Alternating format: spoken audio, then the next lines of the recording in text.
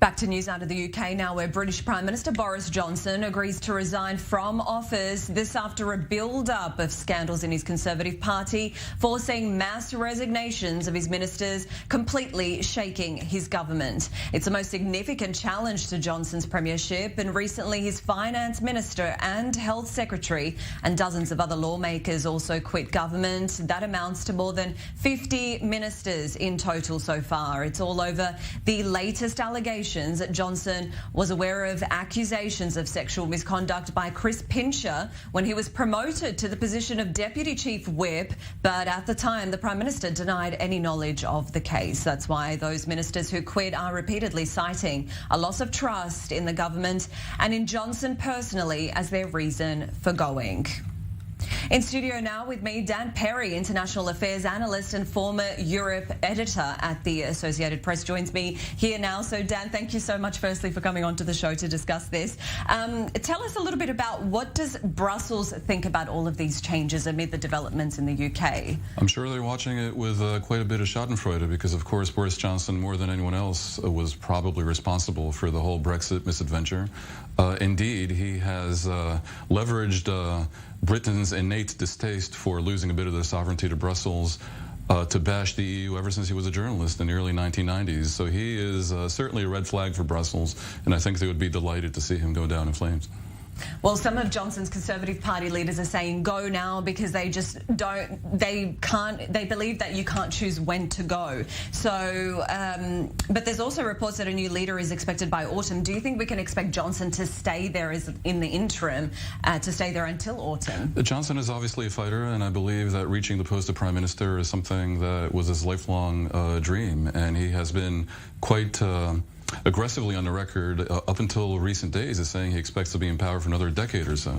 So I would imagine that unless they decisively show him the door and tell him to not let it hit him on the way out, he will fight to stay on at least until October and hope for a miracle that changes things, or at least for a type of decorum upon leaving that might make that departure potentially temporary for him.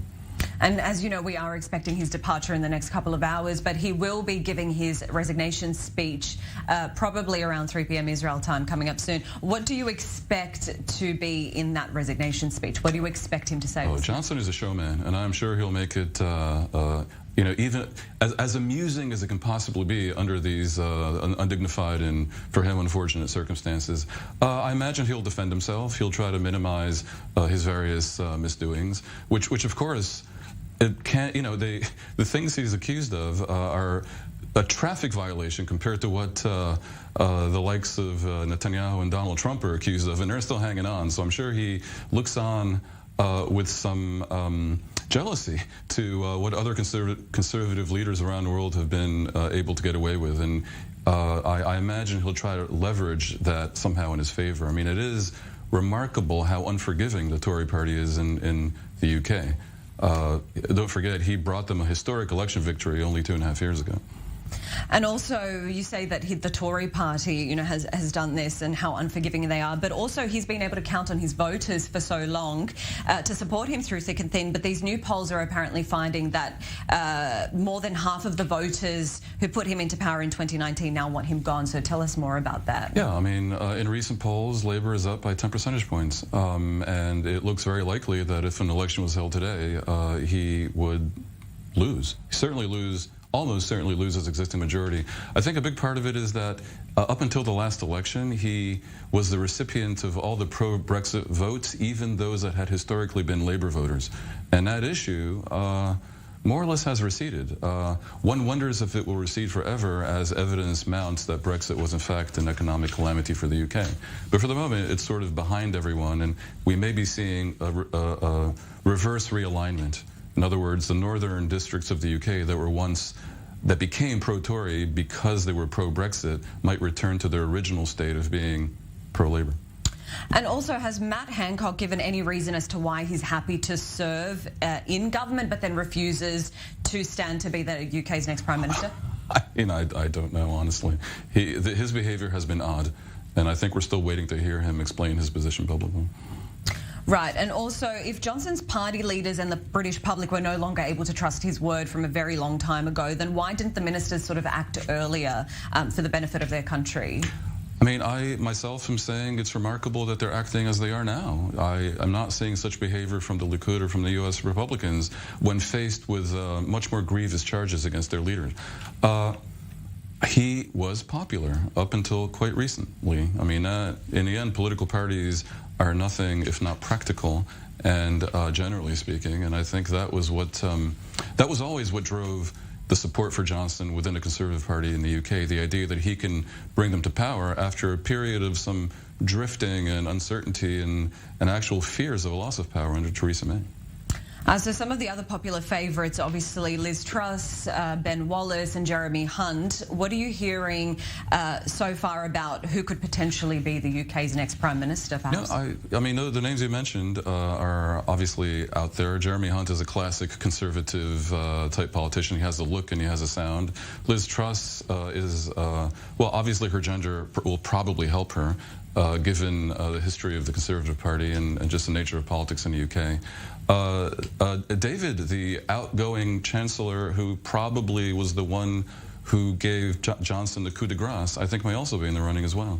And again, he's of South Asian descent, and that may help him as well in drawing votes that have been to the Tories that have been traditionally pro-Labour. What about shifting the focus a little bit? What about the global implications that this might have? You know, instability on a part of a major top 5, top 6 economy is never a good thing. But I think also the sense that a top 5 or top 6 economy is led by a person with such a clownish demeanor and unpredictable nature also wasn't good. So I think that nets even, and we see that just the reports of Johnson's impending departure have really lifted the pound and also the FTSE, the UK Stock Exchange. So there are signs of a positive reaction by markets, and I think that will, in the end, bring about a positive reaction in global politics, with a caveat that Johnson has been outspoken, on the verge of courageous, about condemning Russia over Ukraine. And so that zone of geopolitics that is looking for a clear voice of morality against the actions of Russia and Putin may be absorbing a blow with the loss of Johnson, who's well-spoken and charismatic and in his own bumbling way courageous. What do you think the process would be that the Conservative Party has to go through now that this resignation is almost underway? Well, I mean, you have the 1922 committee. The general process would enable him to see out his plan of staying in power for 2 to 3 months while they hold a vote. You know, it's possible, though, that the parliamentary faction could just toss him out immediately. I mean, we'll see where we'll see what the parliamentary party decides to do. I think a lot of it will depend on what they see polls want them to do, and also the threats of Sir Keir, the head of the Labour Party, to hold a no confidence vote and possibly bring down the government itself might also be part of that equation. So where he sits on the global landscape, and at least in Ukraine, he's very popular there among President Zelensky there because of, you know, the support that Boris Johnson has been giving Ukraine over the last few months since the war started on February 24th.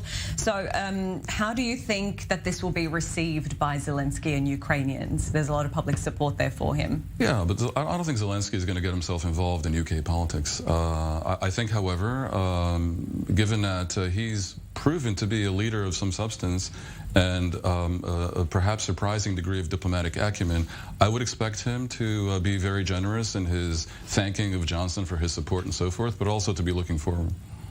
And also, let's not forget, I know that we keep talking about how he's lost many supporters and how over 50 of his ministers have resigned within his own party, which is constituting to all of this chaos. But there are a few of the ministers that are still loyal supporters of him. So do you think that the ones that have defended him for so long will be in for some tough questioning over the next couple of days?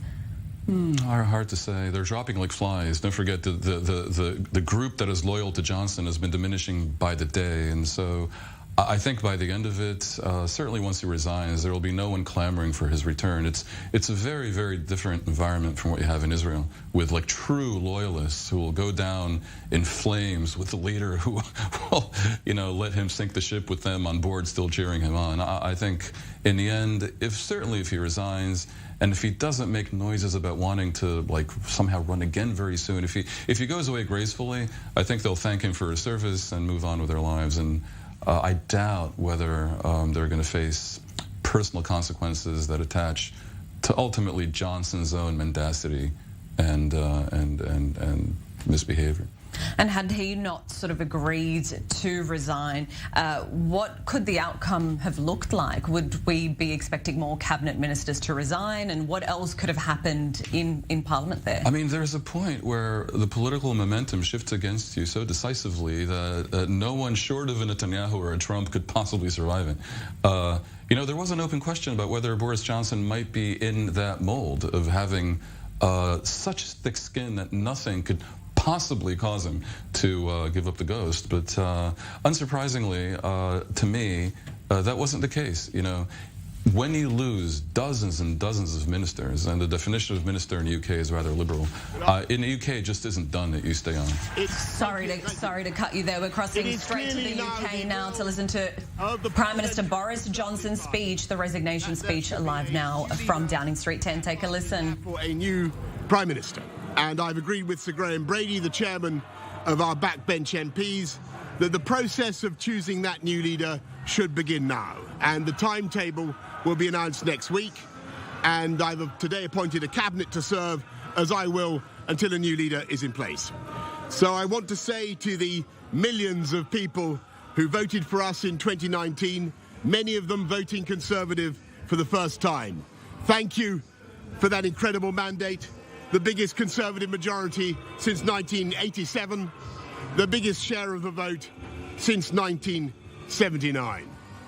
And the reason I have fought so hard in the last few days to continue to deliver that mandate in person was not just because I wanted to do so, but because I felt it was my job, my duty, my obligation to you to continue to do what we promised in 2019. And of course, I'm immensely proud of the achievements of this government, from getting Brexit done to settling our relations with the continent for over half a century, reclaiming the power for this country to make its own laws in Parliament, getting us all through the pandemic, delivering the fastest vaccine rollout in Europe, the fastest exit from lockdown, and in the last few months, leading the West in standing up to Putin's aggression in Ukraine. And let me say now to the people of Ukraine that I know that we in the UK will continue to back your fight for freedom for as long as it takes. And at the same time, in this country, we've been pushing forward a vast program of investment in infrastructure and skills and technology, the biggest in a century, because if I have one insight into human beings, it is that genius and talent and enthusiasm and imagination are evenly distributed throughout the population, but opportunity is not. And that's why we must keep levelling up, keep unleashing the potential of every part of the United Kingdom. And if we can do that in this country, we will be the most prosperous in Europe. And in the last few days, I've tried to persuade my colleagues that it would be eccentric to change governments when we're delivering so much, and when we have such a vast mandate, and when we're actually only a handful of points behind in the polls, even in mid-term after quite a few months of pretty relentless sledging, and when the economic scene is so difficult domestically and internationally. And I regret not to have been successful in those arguments, and of course it's painful not to be able to see through so many ideas and projects myself. But as we've seen at Westminster, the herd instinct is powerful. When the herd moves, it moves. And my friends, in politics, no one is remotely indispensable. And our brilliant and Darwinian system will produce another leader equally committed to taking this country forward through tough times, not just helping families to get through it, but changing and improving the way we do things, cutting burdens on businesses and families, and yes, cutting taxes, because that is the way to generate the growth and the income we need to pay for great public services. And to that new leader, I say, whoever he or she may be, I say I will give you as much support as I can. And to you, the British public, I know that there will be many people who are relieved, and perhaps quite a few who will also be disappointed. And I want you to know how sad I am to be giving up the best job in the world. But them's the breaks. I want to thank Carrie and our children and all the members of my family who have had to put up with so much for so long. I want to thank the peerless British civil service for all the help and support that you have given our police, our emergency services, and of course our fantastic NHS, who at critical moment helped to extend my own period in office, as well as our armed services and our agencies that are so admired around the world, and our indefatigable Conservative Party members and supporters whose selfless campaigning makes our democracy possible. I want to thank the wonderful staff here at Chequers, here at Number 10, and of course at Chequers, and our fantastic prop force detectives, the one group, by the way, who never leak. Above all, I want to thank you, the British public, for the immense privilege that you have given me. And I want you to know that from now on until the new Prime Minister is in place, your interests will be served and the government of the country will be carried on. Being Prime Minister is an education in itself. I've travelled to every part of the United Kingdom, and in addition to the beauty of our natural world, I've found so many people possessed of such boundless British originality and so willing to tackle old problems in new ways that I know that even if things can sometimes seem dark now, our future together is golden. Thank you all very much. Thank you.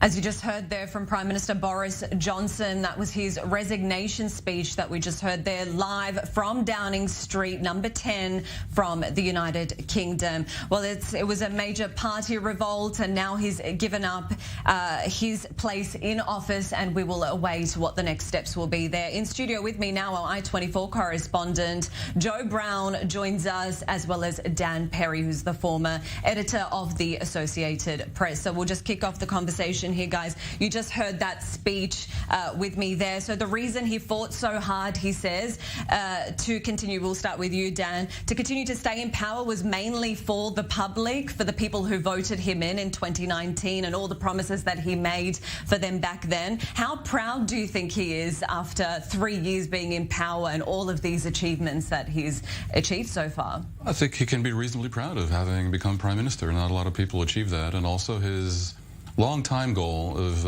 removing Britain from the European Union was achieved largely because of his own efforts, politically before coming to power and also in power. So as expected, in his resignation speech, he highlighted those things, as well as his own stand in favor of Ukraine against Russia, pretty much as expected. And again, as expected, he didn't mention the various reasons why there was a party revolt. We knew he would diminish those to the point of not mentioning them. But I have to say, he was reasonably gracious, in marked contrast, as noted before, to his counterparts in Israel and the US. He spoke of the brilliant and Darwinian system as opposed to trying to tear it down. He's thanked the civil service as opposed to railing against the deep state. And he mentioned specifically that no one is irreplaceable.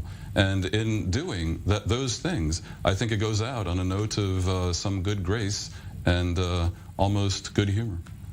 Yes, as you just mentioned there, so no one is, so Joe, you can take this, no one is remotely indispensable, he said. He said another leader will be taking the country through the next stage, and he says to that leader, he will take that leader through and show them the ropes and all of those things, and he will give them as much support as possible. What kind of support, though, are we really talking about?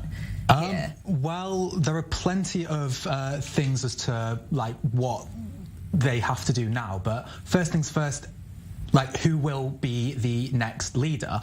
This will be decided by the Conservative Party. They will have votes in around about autumn time.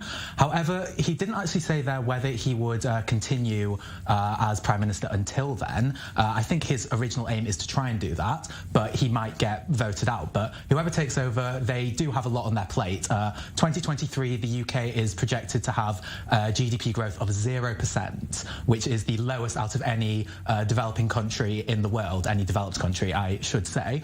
And they also are still recovering from COVID.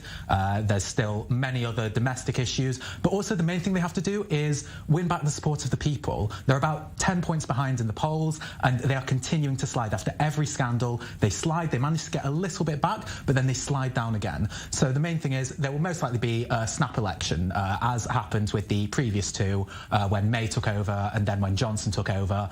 They couldn't get support of, well, or full support of the Conservative members of Parliament.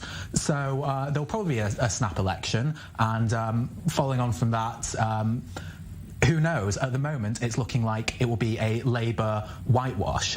All of the Conservative gains from the last election will be lost once again, including, and the most recent poll about this said that Boris Johnson would lose his seat if there was to be another election, and that's never happened for a sitting Prime Minister. So the main thing that the new leader of the Conservative Party has to do is win the trust of the people so that they can stay in power for longer.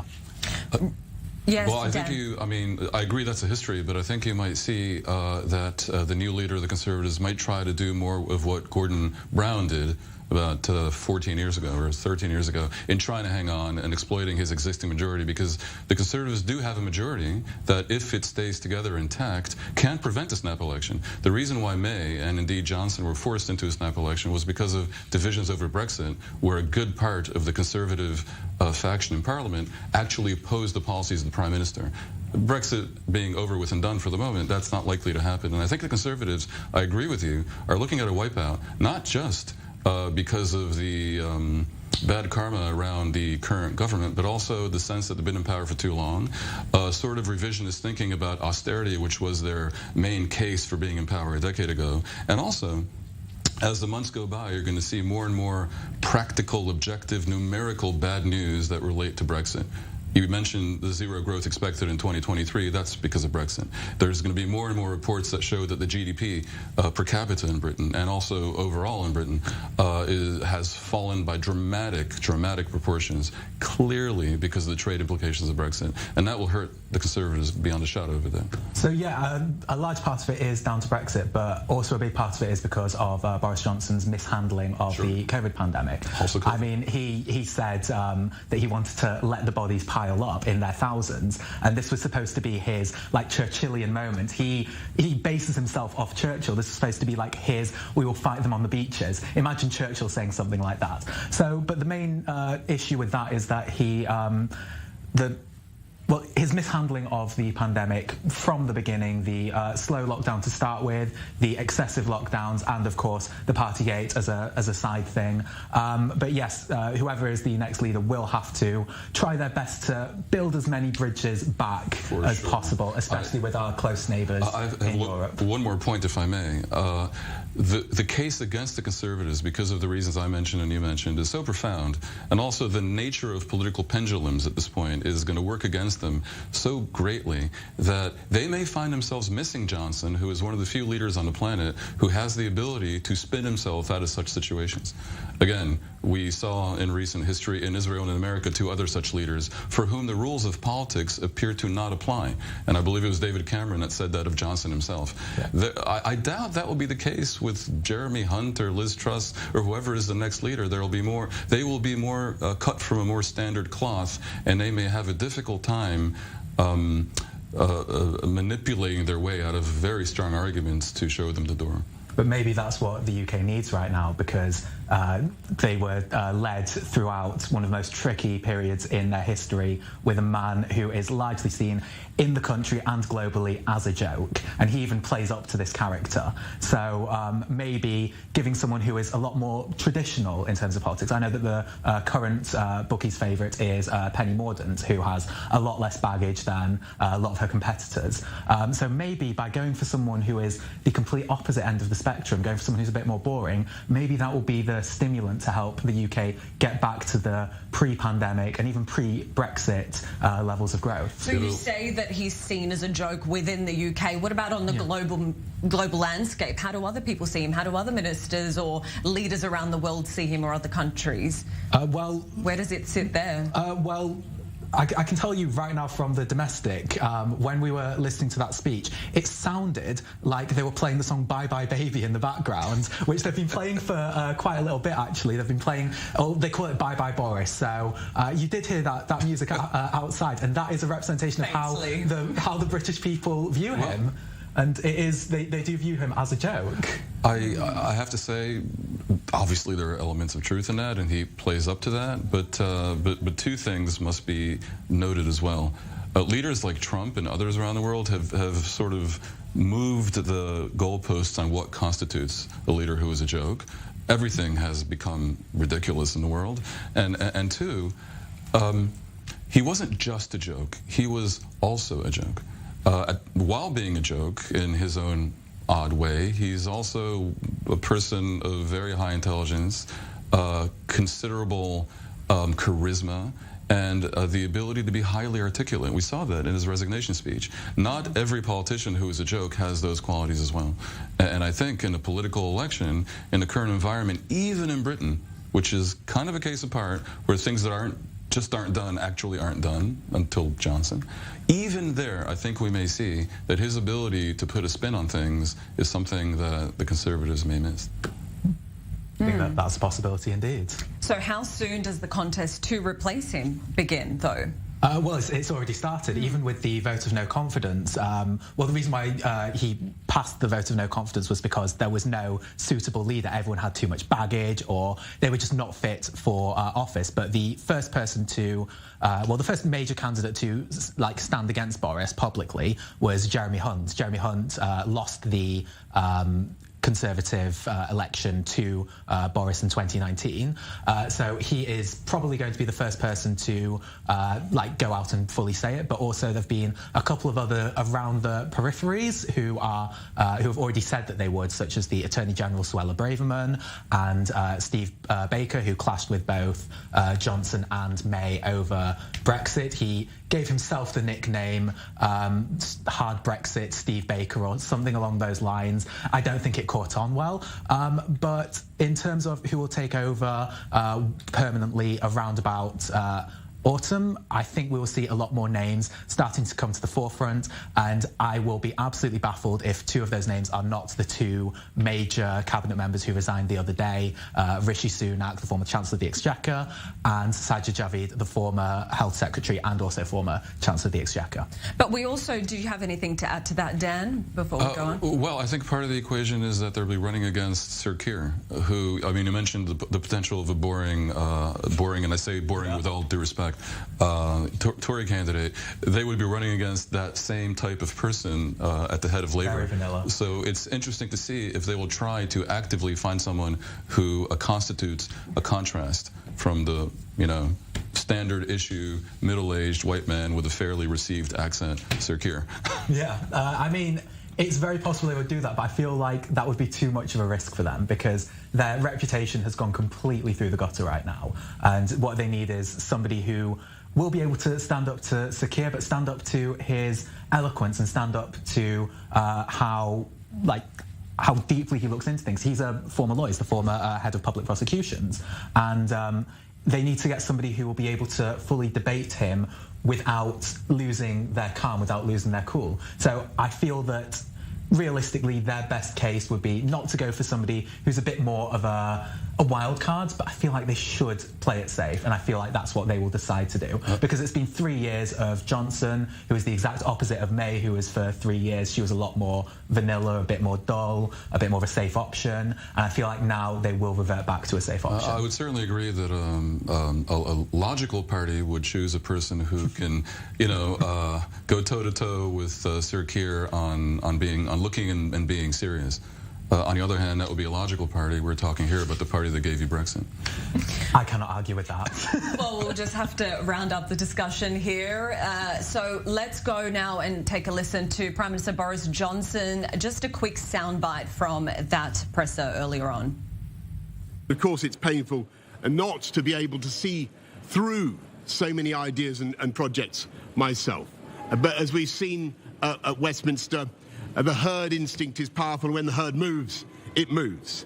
And my friends, in politics, no one is remotely indispensable. And our brilliant and Darwinian system will produce another leader equally committed to taking this country forward through tough times, not just helping families to get through it, but changing and improving the way we do things, cutting burdens on businesses and families, and yes, cutting taxes, because that is the way to generate the growth and the income we need to pay for great public services. That was just a snippet from the live presser, the resignation speech of Boris Johnson there from Downing Street number 10. We're coming back to the studio now. Dan Perry, international affairs analyst, is still with me here, as well as our i24 news correspondent, Joe Brown. We will just continue this discussion again. So just carrying on. So Johnson, as we know, has been a leader of the international response to the invasion of Ukraine, which started on February the 24th. Do we expect the next leader to fill those shoes and do the same? What do we expect from this next leader? Well, I'm a bit cynical about Boris Johnson's response to Ukraine because he follows what is known as a dead cat strategy. This was named by a former advisor to Boris Johnson. So imagine like you're in a board meeting, everything's going against you, you feel like you might get sacked, suddenly out of nowhere, open your briefcase and you put a dead cat on the table. Suddenly no one is going to talk about what's happened in the last however many minutes. People are just going to say, oh my God, there is a dead cat on the table. So this is his distraction strategy. He pulls out something completely different. And this is what he's been doing with Ukraine. Every time there's been a scandal, this happened after the Chris Pincher scandal, this happened for all of the various installments of Partygate. Whenever this happened, it finished with him either going to Ukraine in person, speaking to Zelensky, or giving money to Ukraine. So whatever happens, this will always be the Conservative failsafe. No matter what they do that's unpopular, they can always say, okay, so whoever takes over, this will be a fairly safe option. And I feel like this is the one thing that is currently uniting the United Kingdom right now. Dan, what do you have to add? I mean, I have no doubt that you're right, that served that purpose. But there are times in life when skepticism can be true and untrue at one and the same time. I think it wasn't just a question of Johnson wanting to change the issue in bringing up Ukraine or in exploiting Ukraine, as you suggest, but also that it gave him, it dovetailed with something bigger for Johnson, which was the disrespect for, indeed, the mockery of Europe. Europe, over the decades, and especially in recent years, the leadership of Europe, and I'm talking about Germany in particular, has been guilty of enabling Vladimir Putin, of forgiving attitude towards Putin, of expecting to manage Putin. And in that way, Europe looks credulous and weak and naive, specifically the things that it helps a Brexiteer to point out and to amplify, and therefore very much aligned with Johnson's ridicule and disdain for the EU, that he should take that position. I suspect if the next leader is roughly from the Brexit zone of the Conservative Party, the same thing may apply for the same reason. Yeah. Obviously, now that the resignation has happened, about 200,000 people will choose the next leader. Do we have any idea about what this process will entail? How would they go about this? So the first things first, they have to get a certain percentage of the current Conservative MPs to support them. And once they do that, then it goes to a vote alongside the other Conservative members of Parliament. So say, for example, if there are 6 who pass the threshold, then it will be sort of like a an as-you-go process. So the first vote might get rid of one person who doesn't pass the next threshold. Next one might get down to another 2 who are removed until there's finally 2 left. And once there are those 2 left, then they will get the vote from the Conservative Party members. As to who that will be, the current bookies' favourites are Penny Mordaunt, who is quite popular among Conservative Party members, and also Rishi Sunak, who is the exact opposite. He has quite a bit of baggage. As the Chancellor of the Exchequer, he was involved in a tax scandal involving his wife, so he's lost quite a few brownie points from that. But another outsider who could do something along those lines would be Ben Wallace. He has around about an 80% approval rate within the Conservative Party. He's the current Secretary of Defence. He used to be a soldier.